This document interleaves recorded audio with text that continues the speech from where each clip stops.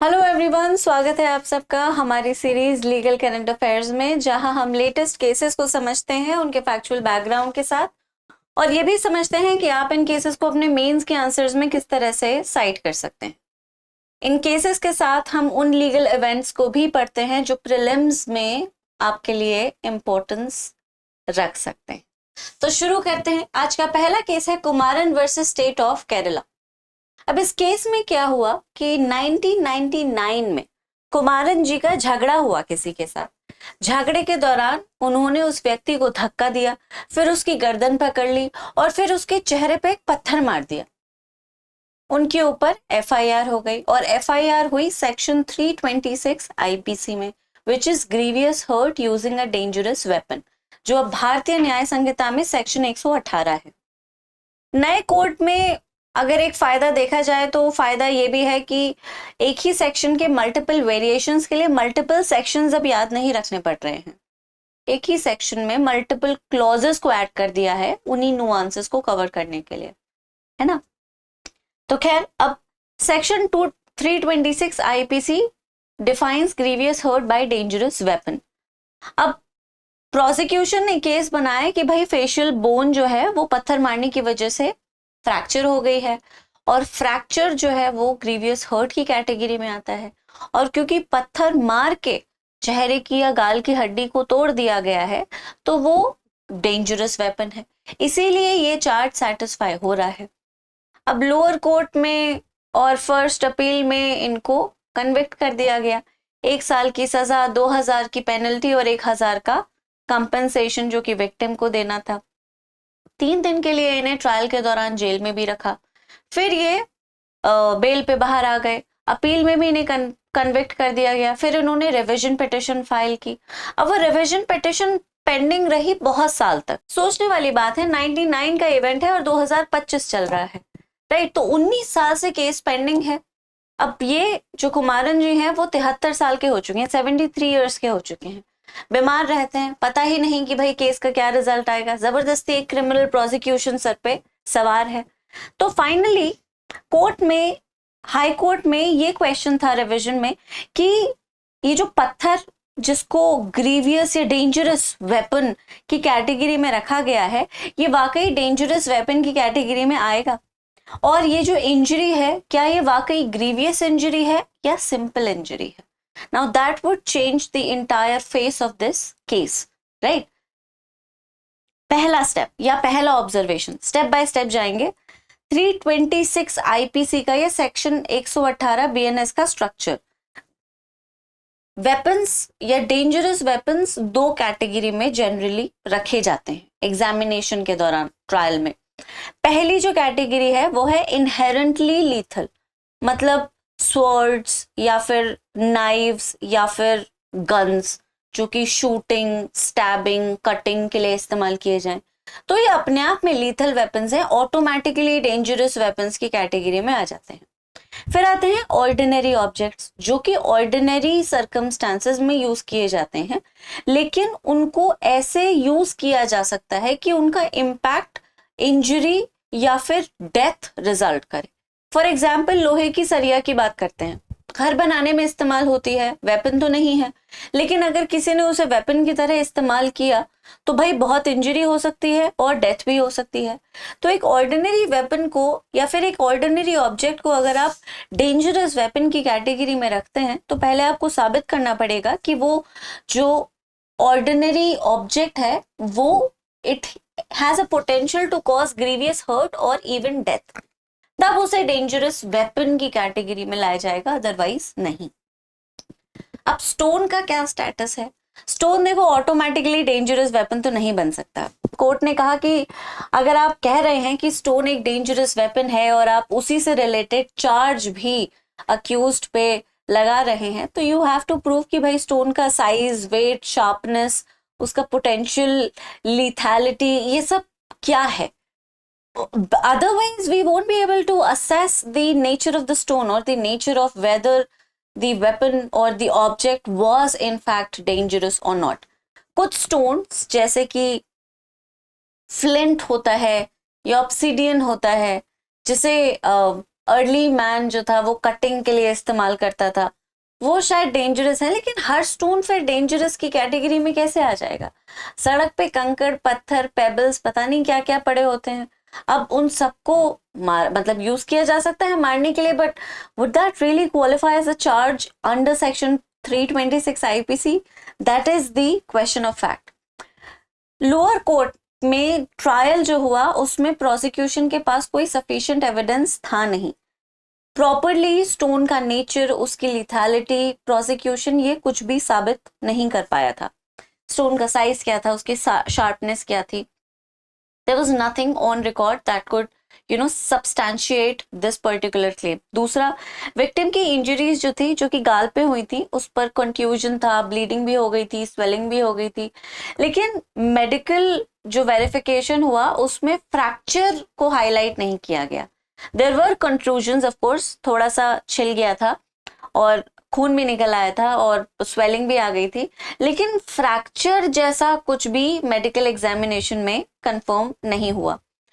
Court ने कहा कि फ्रैक्चर नहीं हुआ है, स्टोन का नेचर तुम डिटरमाइन नहीं कर पाए हो। ग्रीवियस हर्ट एक बहुत ही स्पेसिफिक ऑफेंस है। सबसे पहले तो उसमें 8 ही तरह की इंजरीज को मेंशन किया गया है, 8 कैटेगरीज को। अगर उन 8 कैटेगरीज में इंजरी फॉल नहीं करती तो फिर वो ग्रीवियस हर्ट नहीं है। It would be a simple hurt, not grievous hurt. उन 8 कैटेगरीज में फ्रैक्चर भी है। आपने एलेज किया कि फ्रैक्चर हुआ, मेडिकल एग्जामिनेशन में साबित हुआ कि फ्रैक्चर नहीं हुआ, तो ग्रीवियस हर्ट भी नहीं हुई, और इसीलिए ये एक सिंपल हर्ट है। चार्ज को ऑल्टर कर दिया गया। इनकी ओल्ड एज को, इनकी कंडीशन को, मेडिकल सिचुएशन को, सबको कंसिडर करते हुए जो 3 दिन उन्होंने जेल में बिताए थे उसी को टाइम सर्व्ड मान के उतनी ही सजा दे दी। और ये भी कंसिडर किया कि भाई 1000 का जो कॉम्पेंसेशन था और 2000 का जो पेनल्टी था, दोनों इन्होंने इमीडिएटली पे कर दिया था। So the fact that we have continued this trial for almost 2 decades, it's just unreasonable and ridiculous for a man this age. और ये केस खत्म कर दिया गया, ठीक है। So this was the interpretation of section 118 Bharatiya न्याय संहिता। कोर्ट के ऑब्जर्वेशंस जो मैंने बताया वही हैं, एक बार आप भी देख सकते हैं। Court observe that section 326 IPC defines 2 categories of dangerous weapons, instruments design for shooting, stabbing, cutting, जैसे गन्स, नाइफ, स्वॉर्ड्स, या फिर कोई ऐसा इंस्ट्रूमेंट जो कि डेथ कॉज कर सकता है अगर वेपन की तरह इस्तेमाल किया जाए।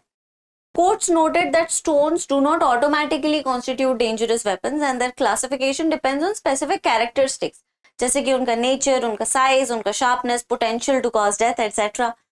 कोर्ट ने यह पाया कि भाई प्रोसिक्यूशन ने कोई भी एविडेंस नहीं दिया है स्टोन के नेचर, साइज और शार्पनेस से रिलेटेड, और वो ये भी नहीं स्टैब्लिश कर पाया कि वो एक कटिंग इंस्ट्रूमेंट या वेपन की कैटेगरी में आएगा भी कि नहीं, जिसे डेथ या इंजरी कॉज की जा सकती है, इसीलिए ये तो फेल हो जाता है। दूसरा, जो विक्टिम की इंजरी थी वो किसी भी उन 8 कैटेगरी में नहीं फॉल कर रही थी जो कि ग्रीवियस हर्ट के लिए जरूरी है। इसीलिए despite prosecution's claims it was not a fracture, it was a simple injury, simple hurt, और उसी हिसाब से चेंज कर दिया गया केस के आउटकम को। What is section 118? This is important. Before new criminal law it was under 326। Section 118 Bharatiya न्याय संहिता establishes a 2-tier framework addressing both simple hurt and grievous hurt caused by dangerous weapons or means। मतलब simple hurt by dangerous means and grievous hurt by dangerous means are covered now by the same section 118। ठीक है, जैसे पहले multiple sections थे। Section enumerates specific categories of dangerous weapons and means including instruments for shooting, stabbing, cutting, instruments likely to cause death when used as weapons of offense, fire or heated substances, poison or corrosive substances, explosive substances, deleterious substances harmful to inhale, swallow or receive into blood and animals। ठीक है, unlike the IPC, section 18 actually section 118 एक बहुत enhanced punishment provide करता है with subsection 1 prescribing imprisonment up to 3 years और fine up to 20,000। पहले कितना था? 1 साल। ठीक है, mandates minimum 1 year imprisonment extending to 10 years और लाइफ imprisonment प्लस फाइन और फॉर ग्रीवियस हर्ट। सिंपल में तो 3 साल तक की सजा है, और पहले ग्रीवियस में ही 1 साल तक की सजा थी। सिग्निफिकेंट डिपार्चर है ये सेक्शन 326 से। असेंशियल एलिमेंट्स क्या है 118 के, voluntarily causing grievous hurt by dangerous means. Essential elements, पहले तो एक्ट वॉलंटरी होना चाहिए, डेंजरस वेपन्स या मींस का यूज होना चाहिए, हर्ट को इन्फ्लिक्ट किया गया है कैसे, किसी पॉइंटेड इंस्ट्रूमेंट या शार्प एजेड इंस्ट्रूमेंट को यूज करके, किसी फायर या हीटेड सब्सटेंस के थ्रू, पॉइजन या कोरोसिव सब्सटेंस से, एक्सप्लोसिव सब्सटेंस से, मशीन या इंस्ट्रूमेंट, ये एक नया एडिशन है, एनिमल, ये भी एक नया एडिशन है, एक्चुअल हर्ट होनी चाहिए, फिजिकल पेन, हार्म या इंजरी, एक्चुअल रिजल्ट दिखाई देना चाहिए, कोई जस्टिफिकेशन नहीं था इस पर्टिकुलर एक्ट में, ठीक है, whatever you did was completely unlawful, you had no reason to justify why you did what you did. Section 118(2) voluntarily causing grievous hurt by dangerous means, essential elements, voluntary act again same thing, ठीक है, grievous hurt, grievous nature of injury must constitute grievous hurt under the law। और क्या है grievous hurt? Emasculation, permanent privation of sight, hearing, destruction, permanent impairing of limb joint, destruction, permanent impairing of brain organ, permanent disfiguration of head and face, right? तो applicability exceptions की नहीं होनी चाहिए, it must not fall under section 122 clause 2 which is exceptions. Dangerous weapon क्या है हमने already समझ लिया है, ठीक है, ये इससे कुछ रिलेटेड लैंडमार्क केस भी हैं, Rakesh versus state of Delhi, state of UP versus Indrajit. अब हम आ जाते हैं election commission power to verify, association for democratic reforms versus election commission of India. अब इस केस को मैं आपको बता चुकी हूँ, है ना, ये केस अभी का नहीं है, और इस केस में मैं एक रिकैप दे देती हूँ। इलेक्शन कमिश्नर ने एक बहुत स्पेशल इंटेंसिव रिवीजन ऑर्डर किया, ठीक है, SRI, जिससे उन्होंने बिहार के वोटर्स को या फिर एलिजिबल वोटर्स को सिटीजनशिप प्रूव करने के लिए कहा कि आप अपनी सिटीजनशिप को प्रूव कीजिए in order to be eligible for voting। और बिहार के जनरल इलेक्शंस अभी हैं कुछ टाइम बाद ही, राइट। अब इस वजह से 4 करोड़ से ऊपर वोटर इम्पैक्ट हो रहा था। इन्होंने बहुत कम टाइम दिया डॉक्यूमेंट्स और अपनी एलिजिबिलिटी प्रूव करने के लिए। जिन डॉक्यूमेंट्स से एलिजिबिलिटी प्रूव की जा सकती थी वो भी बहुत लिमिटेड थे, और उसमें राशन कार्ड, आधार कार्ड, वोटर ID ये सब शामिल नहीं किया गया था, क्योंकि एनीवे ये सिटीजनशिप के प्रूफ्स हैं भी नहीं, है ना। आधार एक्ट सेक्शन 9 स्पेसिफिकली कहता है कि भाई ये सिर्फ एक आइडेंटिटी का प्रूफ है, सिटीजनशिप का नहीं। अब सुप्रीम कोर्ट तक ये मैटर गया था, और सुप्रीम कोर्ट में इसी पूरे मैटर की लीगैलिटी पर क्वेश्चन था कि इलेक्शन कमीशन के पास ये पावर है या नहीं, क्योंकि पेटिशनर बार बार कह रहा है कि what you are doing is outside the scope of your powers. Determination of citizenship is something that falls in the power of ministry of home affairs. आप एज अ स्टैट्यूटरी बॉडी इस power को possess नहीं करते। Citizenship है या नहीं ये आपका मसला नहीं है, और ये आप डिटरमाइन भी नहीं कर सकते। ECI का अपना एक स्टैट्यूटरी डिफेंस है, जिसमें उन्होंने article 324, 326, section 16 and 19 of the representation of peoples act को रखा है, और इनको यूज करके इन्होंने कहा है कि वोटर की एलिजिबिलिटी चेक करने का राइट है हमारे पास, और एलिजिबिलिटी में सिटीजनशिप भी एक बहुत मेजर पैरामीटर है, और इसीलिए हमारे पास पावर है ये डिटरमाइन करने की कि भाई वोट देने वाला कैंडिडेट सिटीजन है या नहीं। इसीलिए हम ये स्पेशल रिवीजन ऑर्डर कर सकते हैं, ठीक है। So these were 2 sides and now you know what the matter was about in case you didn't watch the first session। अब सुप्रीम कोर्ट ने ओरली कमेंट किया था कि भाई सिटीजनशिप का डिटर्मिनेशन वाकई ECI का तो डोमेन नहीं ही है, लेकिन फाइनल जजमेंट को इन्होंने रिजर्व कर लिया। फाइनल जजमेंट अब आ चुका है। क्या है फाइनल जजमेंट? बहुत मिक्स्ड है, मतलब I won't say that I am very happy with the judgement. I mean this particular step was a significant one, and इसे एकदम से डिसरिगार्ड करना शायद सही नहीं था। हो सकता है मैं गलत हूँ, राइट। ऑल्दो ECI का जो पूरा मैकेनिज्म था इस इनिशिएटिव को लेने का, वो थोड़ा सा they might have been a little too careless about it, जैसे टाइम फ्रेम बहुत कम है ना, और डॉक्यूमेंट्स जो सिटीजनशिप के लिए मांगे गए हैं वो अपने आप में कंक्लूसिव है या नहीं, उस पर भी एक डिबेट है. सो of course the entire order of this intensive revision might have had its fault, but it is not a bad idea to understand कि वोट करने वाले लोग सिटीजनशिप पजेस करते भी हैं या नहीं. हालांकि डिसएनफ्रेंचाइजमेंट एक सीरियस इशू है, फंडामेंटल राइट नहीं तो कॉन्स्टिट्यूशनल राइट्स को सीधा वायलेट करता है. But in order to maintain the spirit of democracy, it is necessary to ascertain that the right is actually exercised by people who are given this right, right? और उसमें misuse नहीं है, जो कि ऑफ कोर्स होता है कि भाई वोटिंग बैंक को क्रिएट करने के लिए डॉक्यूमेंट्स दे दिए जाते हैं, वोटिंग आईडी स्पेशली, ताकि वोट बैंक को बढ़ाया जा सके, which is a huge abuse of the process of law and huge abuse exercised by some entities and people. So this is something that ECI might have thought to prevent, but anyhow judgment पे आ जाते हैं. Supreme court के observations क्या थे? Bench ने express किए serious concerns about the potential disenfranchisement, stating कि भाई एग्जिस्टिंग वोटर्स को फोर्स करना कि वो अपनी सिटीजनशिप को प्रूव करें, वो भी एक ऐसे कॉम्प्लेक्स प्रोसेस से जिसको इतने कम समय में एक्सरसाइज करना प्रैक्टिकली इम्पॉसिबल है, उन्हें उनके राइट टू वोट से डिप्राइव कर देता है. ठीक है, ईसीआई के कोर्ट ने ईसीआई डॉक्यूमेंट रिक्वायरमेंट्स को क्वेश्चन किया कि भाई जो प्रिस्क्राइब डॉक्यूमेंट्स आपने मांगे हैं वो भी सिटीजनशिप का कंक्लूसिव प्रूफ तो नहीं ही है. ठीक है, when referring to ECI's list, और आपने आधार को, वोटर आईडी को, रेशन कार्ड को क्यों नहीं इंक्लूड किया? That was a question that they raised. बल्कि कायदे में वो वोटर आइडेंटिटी, वो सिटीजनशिप आइडेंटिटी है भी नहीं, लेकिन फिर भी कोर्ट ने कहा कि नहीं, आधार को आप यूज कर सकते हो, वोटर आईडी को भी यूज कर सकते हो, राशन कार्ड को भी यूज कर सकते हो. कोर्ट क्लैरिफाइड जुरिस्डिक्शनल बाउंड्री, स्टेटिंग कि सिटीजनशिप डिटर्मिनेशन एक सेपरेट इशू है और मिनिस्ट्री ऑफ होम अफेयर्स का प्रेरोगेटिव है.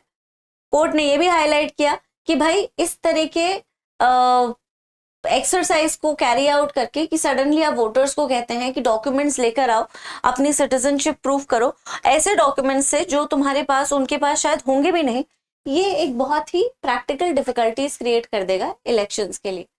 कोर्ट ने क्वेश्चन की फीजिबिलिटी, वो टाइमलाइन की, और उन्हें कंपेयर भी किया with the census operations, asking कि भाई इतना लिमिटेड टाइम फ्रेम क्यों दिया गया, and why did you have to order this exercise right before elections? And practically even if you allow कि तुम्हारी exercise legal है, तुम कर सकते हो, तो क्या तुम इतने कम टाइम फ्रेम में उस एक्सरसाइज को पूरा कर पाओगे?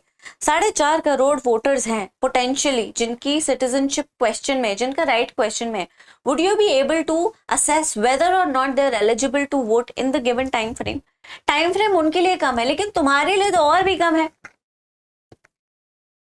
Court expressed serious doubts about adhering to this deadline and stated that the approach was not practical. Court ने ECI को डायरेक्ट किया है कि Aadhaar card, voter ID, ration card को वैलिड डॉक्यूमेंट्स माने SIR प्रोसेस में. सो इन्होंने बेसिकली SIR प्रोसेस को इनवैलिडेट नहीं किया है, बस वो टाइम फ्रेम और डॉक्यूमेंट्स की एलिजिबिलिटी पे थोड़ा सा क्वेश्चन उठाया है. लाइक ऐसे जजमेंट थोड़ा मिक्स्ड है. They have not completely disregarded कि आप ऐसा नहीं कर सकते, कर सकते हैं, है ना. कॉन्स्टिट्यूशनल फ्रेमवर्क क्या है इलेक्टोरल रजिस्ट्रेशन के लिए?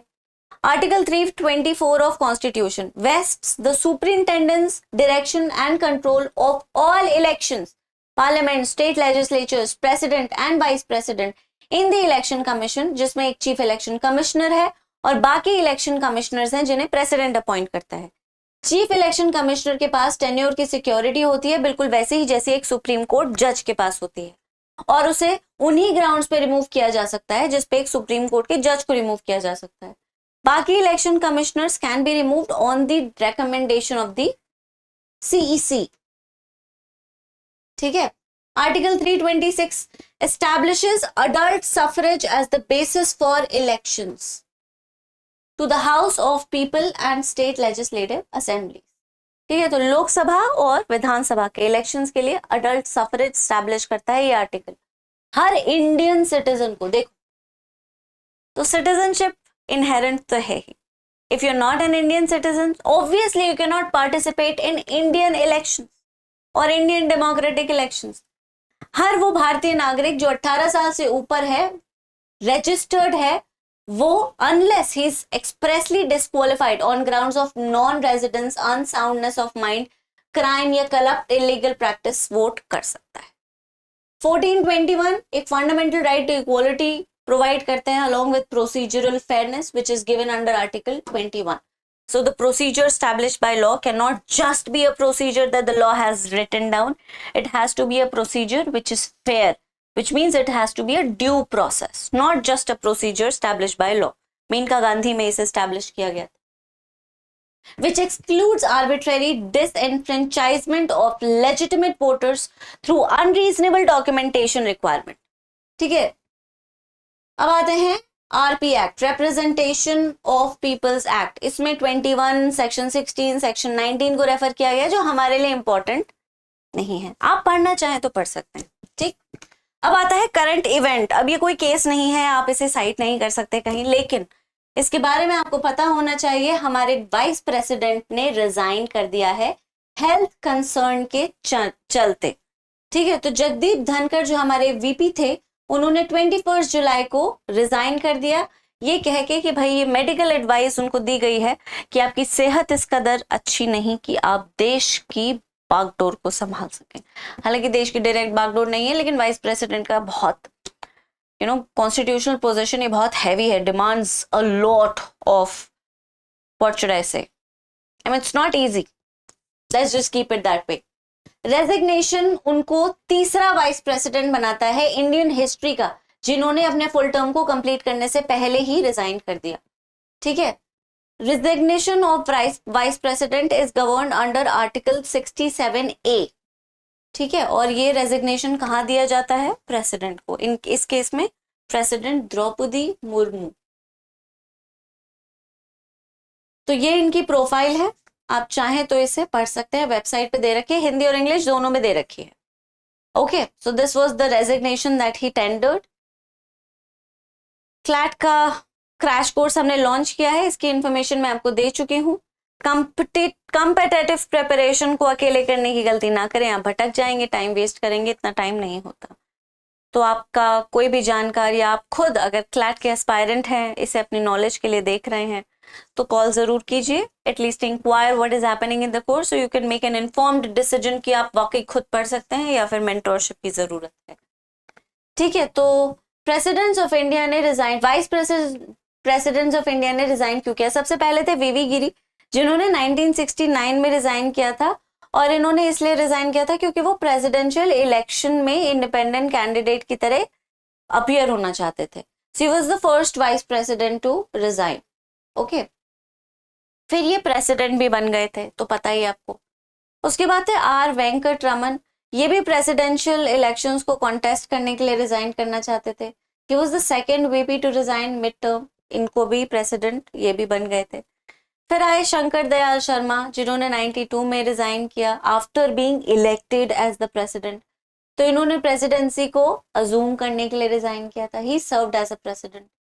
भैरव सिंह शेखावत 2007 में ये प्रेसिडेंशियल इलेक्शन में हार गए थे। He was the first to resign after losing presidential race, लेकिन he continued the public life until he passed away in 2010। अब ये हैं जगदीप धनखड़, हेल्थ कंसर्न्स की वजह से इन्होंने रिजाइन कर दिया है। अब क्या होगा रेजिग्नेशन के बाद? Election commission vice president election को अनाउंस करेगा as soon as possible under constitutional mandate with ruling NDA coalition expected to secure comfortable victory given current parliamentary arithmetic। Rajya Sabha अपने नॉर्मल फंक्शनिंग को कंटिन्यू करेगी डेप्यूटी चेयरमैन के under, जो कि हरिवंश नारायण सिंह है, जिनके पास अभी फुल प्रिजाइडिंग पावर्स हैं, ताकि कोई भी कॉन्स्टिट्यूशनल वैक्यूम ना रहे जिससे कि लेजिस्लेटिव एक्टिविटीज इंटरिम पीरियड में डिसरप्ट हो जाए, है ना। नया vice president, new vice president will serve complete 5-year term from assumption date through electoral college, voting by all MPs via secret ballot using proportional representation system. Presidential succession line remains intact with zero impact। presidential की जो succession line है उस पर कोई असर नहीं पड़ेगा। on executive functions, demonstrating the constitutional framework's robustness until a new VP takes oath. अभी द्रौपदी मुर्मू किसी भी सिचुएशन में छुट्टी नहीं ले सकती। तो बेसिकली वाइस प्रेसिडेंट का क्या रोल है? कॉन्स्टिट्यूशन में वाइस प्रेसिडेंट का एक बहुत सिग्निफिकेंट रोल है। He is there to make sure कि प्रेसिडेंट की जो फंक्शनिंग है वो रुके ना। Law making is a constant process, है ना। जब जिस दिन से लोकसभा इलेक्ट होती है और जिस दिन वो डिसॉल्व हो जाती है तब तक लॉ मेकिंग चलती ही रहती है, और उस लॉ मेकिंग का एक बहुत एक्टिव और इम्पेरेटिव पार्ट है प्रेसिडेंट। प्रेसिडेंट का ऑफिस वेकेंट नहीं रह सकता। अगर वो एक भी दिन के लिए वेकेंट रहे तो मुश्किल आ जाएगी, लेजिस्लेटिव प्रोसेस डिस्टर्ब हो जाएगा। तो उसी वैकेंसी को फिल कर देते हैं vice president, right. So he is there to act as the president when the president cantt.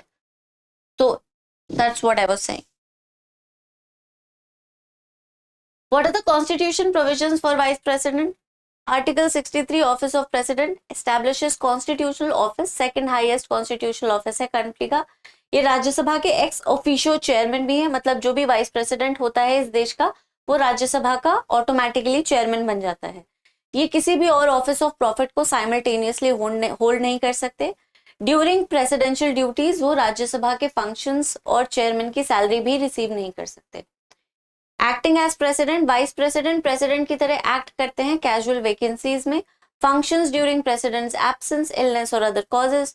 सारी प्रेसिडेंशियल पावर्स और इम्यूनिटीज को एंजॉय करते हैं इस पीरियड के दौरान, और उन्हें वो प्रेसिडेंशियल इमोल्यूमेंट्स भी दिए जाते हैं if he is acting in that capacity. Election कैसे होता है? आर्टिकल 66 में दे रखा है। 67 इनका टर्म और रेजिग्नेशन प्रोवाइड करता है। 69 ओथ ऑफ ऑफिस। और election process is there is no fixed constitutional deadline election conduct करने के लिए, लेकिन उसे जल्दी से जल्दी करवाना है। इलेक्शन कमीशन शेड्यूल अनाउंस कर देगा, ठीक है। वोटिंग मैकेनिज्म में लोकेशन है, मेथड है, प्रोसेस है, वोट की वैल्यू है जो आप पढ़ सकते हैं। कोटा का calculation formula total valid votes divided by 2 + 1, fractions को इग्नोर कर दिया जाता है। एलिमिनेशन प्रोसेस में कैंडिडेट्स का लोएस्ट फर्स्ट प्रेसिडेंट वोट्स होता है वो एलिमिनेट हो जाता है। Votes are transferred based on second preference. First candidate जो डिक्लेयर्ड कोटा को क्रॉस करते हैं वो जीत जाते हैं, ठीक है। Returning officer secretary general of either house by rotation appointed as per established convention. इनको रिमूव करने का प्रोसेस आर्टिकल 67 में दे रखा है। कोई भी वाइस प्रेसिडेंट आज तक कॉन्स्टिट्यूशनल प्रोसेस से रिमूव नहीं किया गया है, याद रखने वाली बात है। तो आज के लिए इतना ही। आई सिंसियरली होप कि हमारे आज के केसेस आप समझे, ठीक है। अब इनका मेंस में जो इम्पोर्टेंस है वो बहुत एक्सेसिव नहीं है, आई वोंट लाई। 326 118 का जो प्ले है definition of dangerous, of course that is important because that forms one of the important topics on which an answer might be there. Grievous hurt, जब आप grievous hurt या hurt पे answer create करते हैं तो उसमें सारे nuances होने चाहिए। सिर्फ एक grievous hurt को मेंशन कर देना उसके सेक्शन के साथ आंसर को इनकम्प्लीट मतलब रख देता है। तो अगर आप डेंजरस वेपन्स ऑब्वियसली जो कि आप ऐड करेंगे तो वो केस सीधा ऐड कर सकते हैं। बाकी फिर ECI की पावर्स, ECI स्टैट्यूटरी बॉडी है, उस पे क्वेश्चन आ सकता है, और अगर क्वेश्चन आ सकता है तो फिर उनके पास क्या पावर्स हैं, क्या पावर्स नहीं हैं, scope of their powers, application of their powers extra etcetera में आप ये केस एसोसिएटिव मतलब एसोसिएशन ऑफ डेमोक्रेटिक रिफॉर्म्स वाले केस को आप ऐड कर सकते हैं कि किस तरह से सिटीजनशिप एलिजिबिलिटी डिटरमाइन करना उनका पावर नहीं, ठीक है। लेटेस्ट केस है, अच्छा रहेगा। तो अगले सेशन में मिलेंगे इसी तरह के इवेंट और केस लॉस के साथ। तब तक आप सब अपना ख्याल रखें। Thank you so much, bye bye.